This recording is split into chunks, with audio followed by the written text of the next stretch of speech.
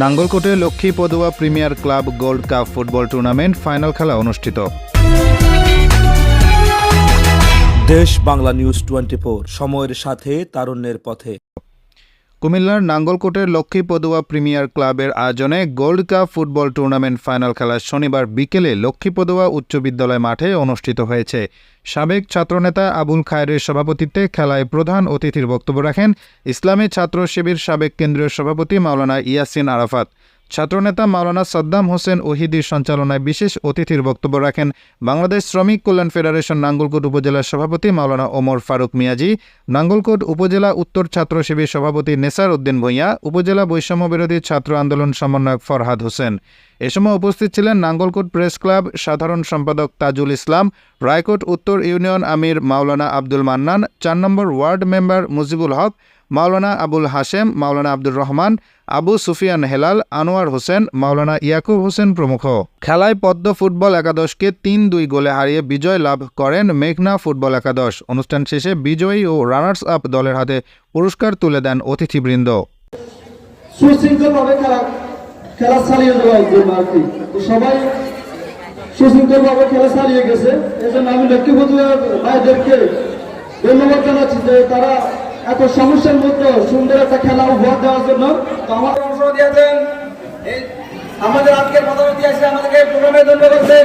আমরা আজকের এই এলাকাবাসীর পক্ষ থেকে, আজকের এই অনুষ্ঠানের পক্ষ থেকে মোহতারাম কেন্দ্রীয় সভা সাবেক কেন্দ্রীয় সভাপতিকে অভিবাদন জানাচ্ছি, ধন্যবাদ জানাচ্ছি, শ্রদ্ধাবোধ এবং অভিনন্দন জানিয়ে এবং এলাকাবাসীকে আগামী দিনের যে কোনো চ্যালেঞ্জ মোকাবেলায় এই দেশের সমাজ উন্নয়নে বৈষম্য দূর করার মধ্যে দিয়ে একটি সুষম সমাজ ব্যবস্থা উপহার দেওয়ার জন্য সবাইকে কাঁধে কাঁধ মিলিয়ে কাজ করার আহ্বান জানিয়ে আজকের প্রোগ্রামে সভাপতি ঘোষণা করছি। একজন মুসলমান হিসেবে আমরা যেভাবে আজকে খেলাধুলা করেছি, পাশাপাশি আল্লাহর পক্ষ থেকে আমাদের জন্য কিছু নির্দিষ্ট কিছু কাজ আমাদের জন্য দিয়ে আল্লাহ আমাদেরকে পাঠিয়েছেন। আমাদেরকে দুনিয়াতে একটা নির্দিষ্ট কাজ এবং নির্দিষ্ট সময়ের জন্য পাঠিয়েছেন।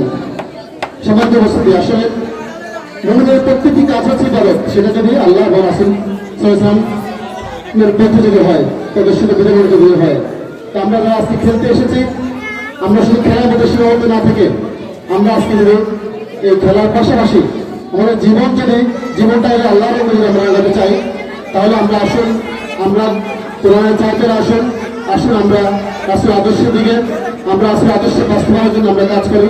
তিন পক্ষ, এক পক্ষ বিজয়ী, এক পক্ষ পরাজিত, আরেক পক্ষ দর্শক। বিজয়ী যারা, তাদেরকে অভিনন্দন জানাচ্ছি নৈপুণ্য অর্জন করে বিজয় লাভ করার জন্য। আর যারা পরাজিত হয়েছে তাদেরকে ধন্যবাদ, তারা পরাজিত না হলে আরেক পক্ষ বিজয়ী হতো না, ঠিক কিনা? আমার বিশ্বাস যে তারা পরবর্তীতে নৈপুণ্য দেখিয়ে বিজয় ছিনিয়ে আনবে ইনশাআল্লাহ। আর দর্শক যারা এই খেলা উপভোগ করে খেলাকে সাফল্যমণ্ডিত করে তুলেছেন, কষ্ট করে এখানে এসেছেন, আপনাদেরকে অন্তঃস্থল থেকে ধন্যবাদ জানাচ্ছি। প্রিয় ভাই ও বন্ধুগণ, আমাদের সমাজে ক্রীড়া বিনোদন খেলা একটি গুরুত্বপূর্ণ অংশ, কিন্তু সমস্যা হচ্ছে এই খেলার কারণে আমাদের মধ্যে সংঘর্ষ লেগে যায়, মারামারি লেগে যায়, পক্ষ প্রতিপক্ষ তৈরি হয়, ঠিক কিনা? আজকে এসে আমি অভিভূত যে এখানে ফাইনাল খেলা হওয়ার পরেও কোন সংঘর্ষের ঘটনা ঘটে না, ঠিক কিনা? এই জন্য আমি আপনাদেরকে অন্তঃস্থল থেকে মোবারকবাদ জানাই।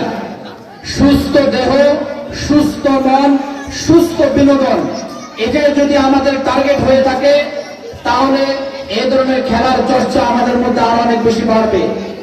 আজকে যুবক যারা, কিশোর যারা এদেশের সম্পদ, যারা এই দেশকে সমৃদ্ধির পথে এগিয়ে নিয়ে যাবে, এই যুবকদেরকে আমরা সঠিকভাবে গড়ে তুলতে ব্যর্থ হয়েছি। আজকে আমাদের জন্য দুর্ভাগ্যের বিষয় হচ্ছে যে যুবকদের জন্য রাষ্ট্র পরিকল্পনা করার কথা, যে যুবকদেরকে কর্মসংস্থানের ব্যবস্থা করার কথা, যে যুবকদেরকে মাদক থেকে দূরে রাখার কথা, যে কিশোরদেরকে ইফটিজিং থেকে দূরে রাখার কথা, যে কিশোরদেরকে কিশোর জ্ঞান থেকে মুক্ত রাখার কথা, আজকে আমাদের কিশোর যুবকদের জন্য আগামী রাষ্ট্র বানানোর জন্য পরিকল্পনা গ্রহণ না করে এই যুবকদের হাতে মাদক তুলে দিয়ে, অস্ত্র তুলে দিয়ে মাদক তুলে দিয়ে অস্ত্র তুলে দিয়ে তাদেরকে ধ্বংসের ব্যবস্থা করা হয়েছে, ঠিক কিনা? আমরা বলতে চাই এই যুবকরা আগামী রাষ্ট্র গঠনের কারিগর। আগামীতে যুবকদের মধ্য থেকে কেউ চেয়ারম্যান হবে, এমপি হবে, মন্ত্রী হবে, সচিব হবে। এই যুবকরা যাতে মাদকে যুক্ত না হয়ে, হতাশায় যুক্ত না হয়ে একটি সুন্দর জীবন গঠন করতে পারে, সেজন্য আজকে সমাজের যারা কর্তা ব্যক্তি রয়েছেন, রাষ্ট্রের কর্মকর্তা যারা রয়েছেন, তাদেরকে পরিকল্পনা গ্রহণ করতে হবে।